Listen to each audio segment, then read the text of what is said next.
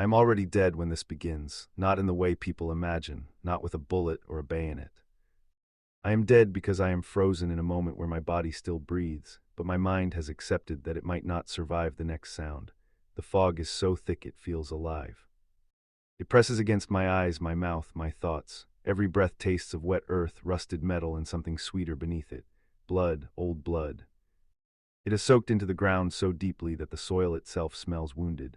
Somewhere ahead of me, a flare rises. It hisses as it climbs, painting the fog in a sickly white glow. For 1 second the world becomes visible, a torn helmet, a hand without an owner, wire curled like a nest of metal thorns, then darkness again. That is when I hear the scream. It is close, too close. And it is not the scream of a man charging. It is the sound of someone who has seen the end and is begging it to hesitate. I did not want to be here. That truth follows me like a shadow, quieter than fear but heavier than guilt. I am 22 years old. I know this because I count it every night, as if age were a shield. As if being young meant I was not meant to die in a trench carved into foreign soil. I was a clerk before this, ink-stained fingers, a small desk, a life measured in paper cuts and quiet hours. Then the papers came, then the uniforms, then the trains that smelled of coal and men trying not to cry. Now I am a soldier. The word still feels like a costume. One that never quite fits, no matter how tight I pull the straps. We have been ordered forward, no explanation, no speeches, just a whispered command passed down the line like a curse. The fog helps the enemy as much as it hides us. It swallows distance. Sound bends inside it. A footstep 10 meters away can sound like it is inside your chest. A cough becomes a signal flare. Silence becomes unbearable because it promises that noise is coming. My rifle is heavy, not because of the metal, but because of what it demands. I keep my finger close to the trigger, not on it. Never on it, that was drilled into us, but close enough that I feel the cold curve of it through my glove, like a question waiting for an answer. I am afraid of many things in this moment. I am afraid of dying. I am afraid of not dying quickly. I am afraid of surviving and remembering everything. But most of all, I am afraid of what I might do if fear speaks louder than thought. The first shot comes from the left. It cracks the night open.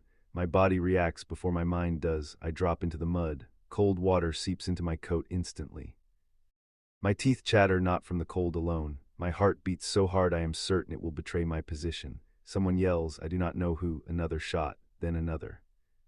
The fog flashes briefly as muzzle fire cuts through it like lightning trapped in hands. We fire back. There is no aiming, only direction, no faces, only shapes, no enemies, only movement.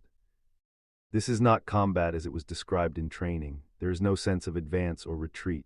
Only noise, wet impacts, the sound of metal striking flesh and flesh striking ground.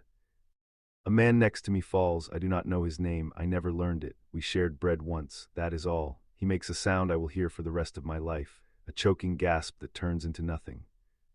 I want to look at him to confirm he is truly gone, but I cannot move my head. Fear pins me in place like a hand pressing down on my neck. Someone is crying. It might be me. The order comes again. Forward I rise because standing still feels worse than moving, because obedience is easier than thinking, because if I stop, I will collapse into the mud and refuse to stand again.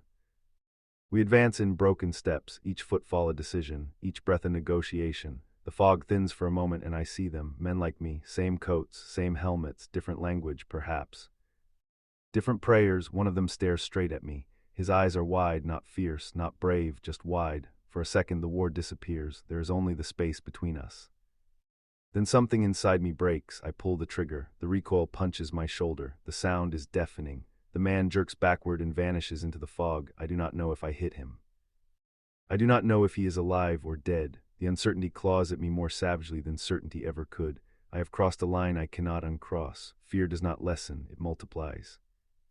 Time stops behaving properly after that. Minutes stretch into hours. Seconds collapse into nothing. I remember flashes, not a sequence. A flare illuminating bodies tangled in wire. A hand clutching a photograph, soaked and unreadable. The smell of burned powder mixing with wet wool. I trip and fall again. My rifle sinks into the mud. I yank it free, terrified of being unarmed even for a heartbeat.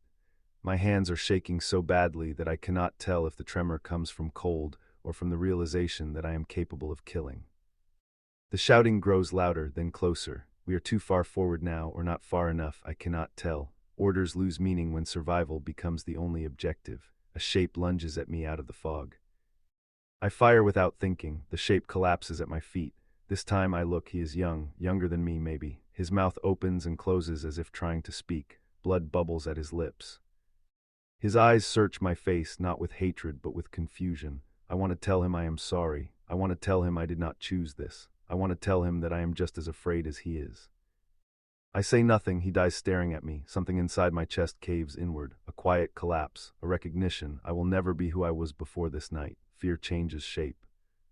It is no longer just fear of death. It is fear of living with what I have done. The attack breaks apart as suddenly as it began, not with a victory, not with triumph, but with exhaustion. The shooting slows, then stops. The fog reclaims the battlefield like a lid closing. We are ordered to hold position. Hold what? Mud, bodies, silence. I slump against the trench wall, every muscle burning. My hands are slick with blood that may not be mine. I try to wipe them clean, but the stain only spreads. Around me, men breathe heavily. Some laugh sharp and hollow, some stare into nothing. One man rocks back and forth, whispering a prayer that has lost its words. No one looks at anyone else. It is easier that way. Fear lingers, but now it is quieter, deeper. It settles into the bones. It tells me this will happen again, and again, and again, until fear is no longer something I feel, but something I am. A medic passes, stepping carefully over the wounded he cannot help. He does not meet my eyes. I am grateful. The night grows colder. The fog thickens once more. Somewhere far off, artillery rumbles like distant thunder, reminding us that this small silence is temporary. I think of home, not the place, the idea. A room without screams, a bed without mud. A morning where fear does not wake before I do. I wonder if that place still exists, or if it died here with the men whose names I will never know. Just before dawn, the fog begins to lift. It reveals what the night has hidden. The ground is torn open, as if clawed by something enormous. Bodies lie where they fell, twisted into shapes no human body should make. Faces frozen in expressions that refuse peace. I recognize the man with the photograph. I recognize the young soldier who died at my feet. Recognition is not comfort, it is a burden. The sun rises weakly, ashamed to illuminate this place. Its light catches on pools of blood, turning them black. I stand among the survivors, if that is the word. Survivor does not mean safe. It does not mean whole, it only means breathing. Fear does not leave when the guns fall silent, it learns patience. As we prepare for the next order, the next night, the next fog, I understand something with terrifying clarity. This war is not trying to kill me, it is trying to teach me to live with death. And the lesson is working. I shoulder my rifle again, not because I am brave, not because I believe, but because fear has shown me that there are worse things than dying. There is remembering. And I will remember this night forever.